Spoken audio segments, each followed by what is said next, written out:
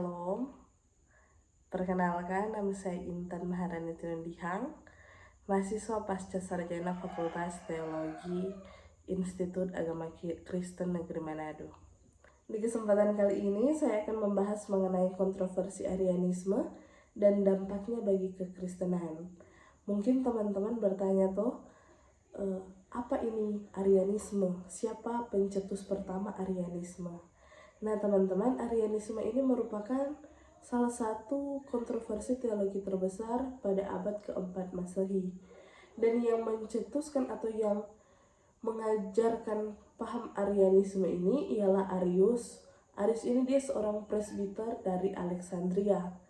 Arius ini memahami bahwa Yesus Kristus itu bukanlah Allah yang kekal, melainkan makhluk pertama yang diciptakan oleh Allah Bapa. Nah, pandangan ini tentu menimbulkan perdebatan besar karena sangat bertentangan dengan iman gereja yang meyakini bahwa Yesus Kristus itu adalah Allah sejati yang sehakikat dengan Bapa. Dan perdebatan ini juga tidak hanya memengaruhi kehidupan gereja secara teologis, tetapi juga berdampak pada kehidupan sosial dan politik Kekaisaran Romawi.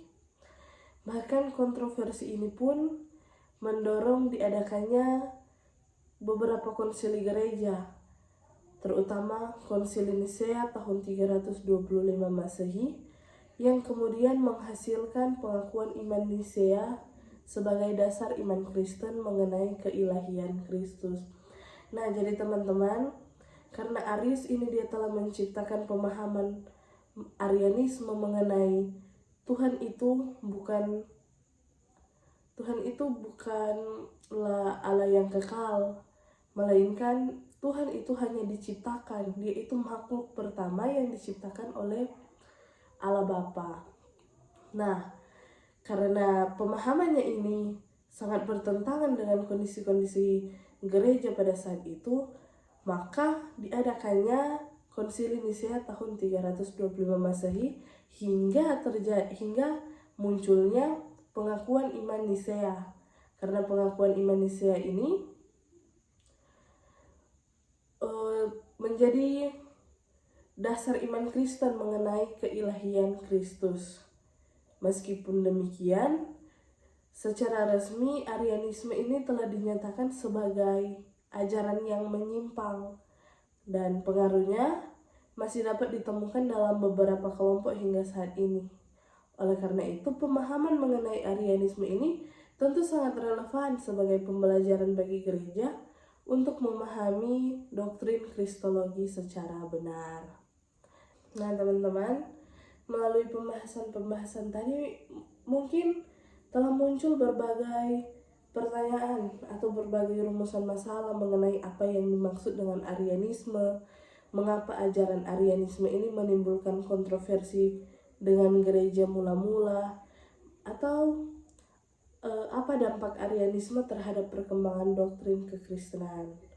Nah, kita akan bahas sebentar ya teman-teman, karena pembahasan ini juga bertujuan untuk menjelaskan kepada kita semua mengenai latar belakang munculnya Arianisme, menjelaskan pokok-pokok ajaran Arius, serta menjelaskan dampak Arianisme terhadap perkembangan teologi Kristen. Nah, kan tadi sudah dijelaskan Arianisme itu apa. Jadi Arianisme itu ajaran yang dikembangkan oleh Arius yang seorang presbiter dari Alexandria. Menurut Arius itu, Yesus Kristus tidak kekal dan bukan Allah sejati, melainkan makhluk pertama yang diciptakan oleh Allah untuk menjadi perantara penciptaan dunia. Dengan demikian, Arius menolak fakta bahwa anak memiliki hakikat yang sama dengan Bapa. Nah, karena pemahaman Arius ini, gereja tentu menolak ajaran Arius, karena apabila Kristus hanyalah makhluk ciptaan, maka keselamatan manusia ini menjadi tidak mungkin. Itu juga ditegaskan oleh Athanasius bahwa Allah sendiri yang dapat menyelamatkan manusia. Oleh sebab itu, Kristus harus benar-benar Allah dan benar-benar manusia. Nah, melalui berbagai perdebatan yang terjadi karena paham Arianisme ini, Untuk menyelesaikan perdebatan mengenai Arianisme ini, Kaisar Konstantinus mengadakan Konsili Nisea tahun 325 Masehi. Dan hasil dari pembahasan konsili ini adalah lahirnya pengakuan iman Nisea yang menegaskan bahwa Yesus Kristus itu adalah Allah dari Allah, terang dari terang, Allah yang sejati dari Allah yang sejati, dan juga sehakikat dengan Allah Bapa. Nah, keputusan ini yang menjadi dasar doktrin Tritunggal di dalam gereja. Dan mungkin teman-teman bertanya, apa sih yang menjadi dampak Arianisme? Nah, teman-teman, kontroversi dari Arianisme ini memiliki dampak yang sangat penting karena melahirkan rumusan doktrin Tritunggal.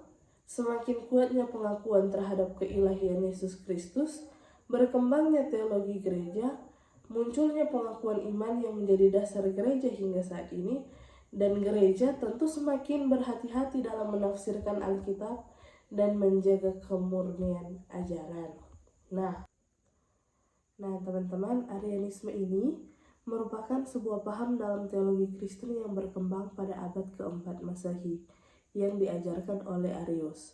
Ajarannya ini menyatakan bahwa Yesus itu tidak kekal dan tidak setara dengan Allah Bapa, melainkan makhluk leluhur atau makhluk yang diciptakan pertama oleh Allah.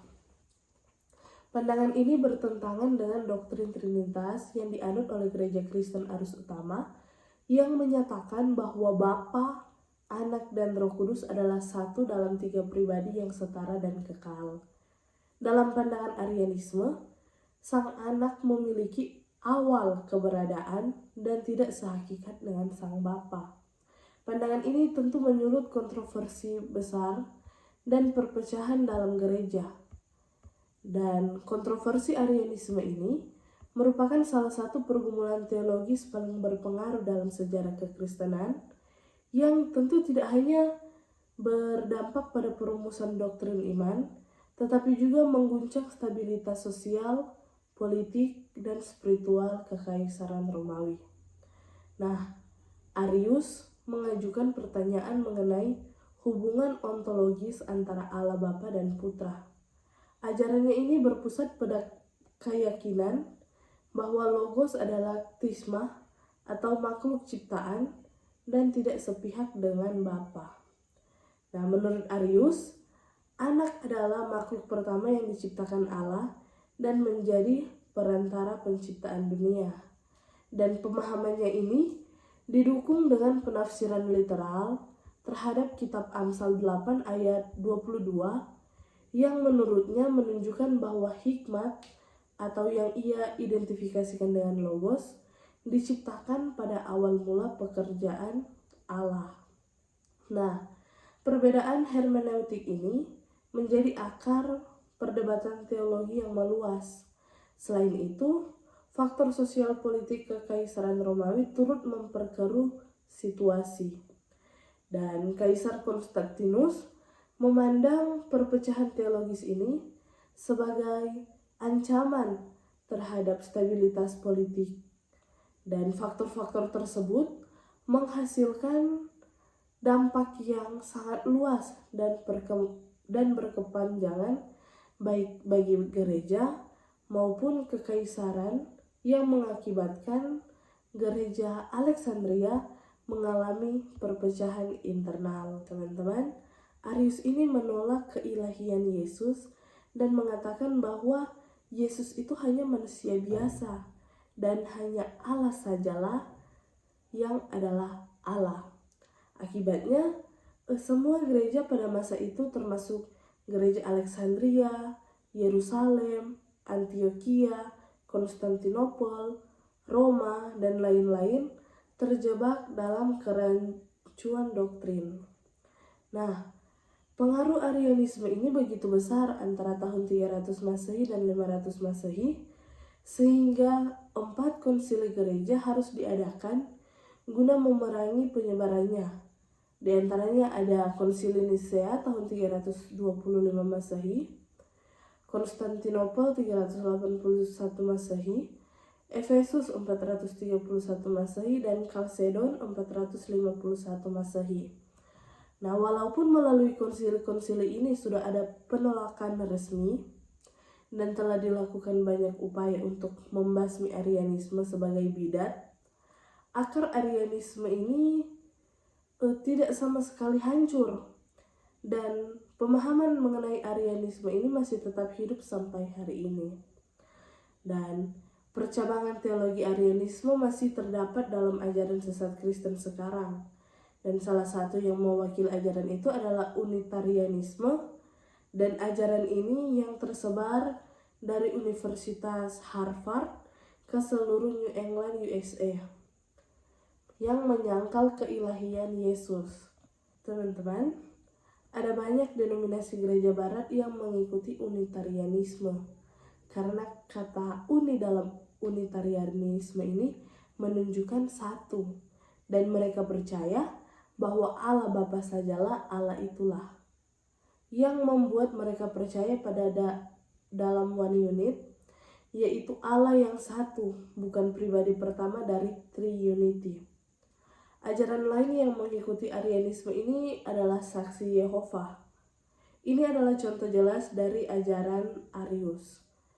Dan secara filosofis, Arianisme ini tentu tampak menarik bagi banyak orang pada masa itu, karena berusaha menjaga konsep Allah yang absolut dan transenden.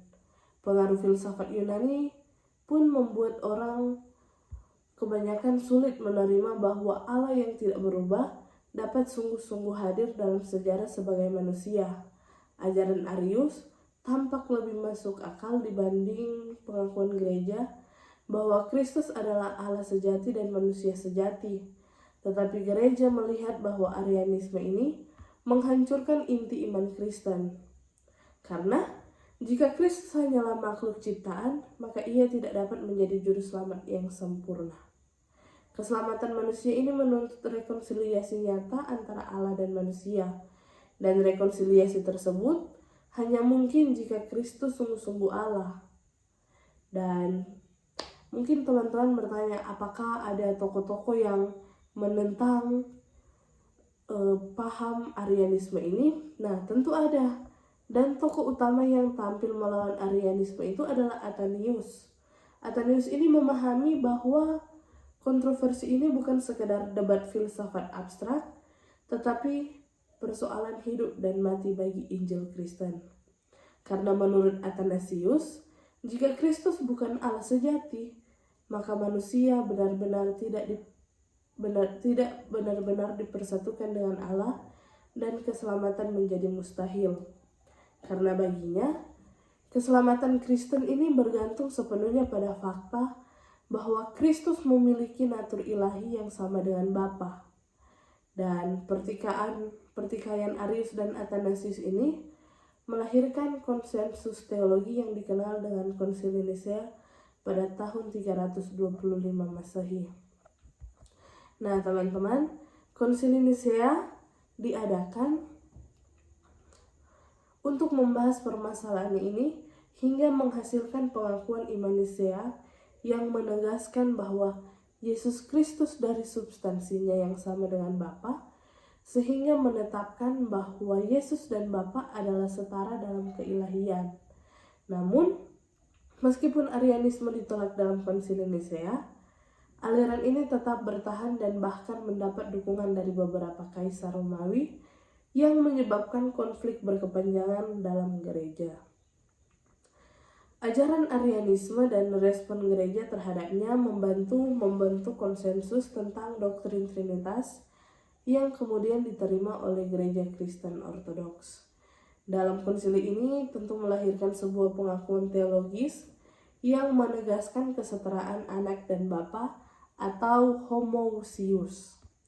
Nah, Paul Enns menjelaskan secara komprehensif penggunaan homoousios ini dalam tulisannya berbunyi sebutan homoousios, menekankan bahwa Kristus bukan hanya sekedar seperti Bapa, melainkan ia memiliki substansi yang identik dengan Bapa. Istilah Allah dari Allah dan Allah sejati dari Allah sejati lebih menekankan keilahian Kristus. Begitu juga diperanakan bukan dibuat, dan turun menekankan kekekalannya. Homoousios ini menekankan bahwa sejatinya Bapa dan Anak sehakikat dalam kealahan dan kekekalan. Dan dampak Arianisme terhadap kekristenan mendorong lahirnya rumusan doktrin Tritunggal. Kontroversi Arian memaksa gereja menjelaskan hubungan antara Bapa, Anak, dan Roh Kudus.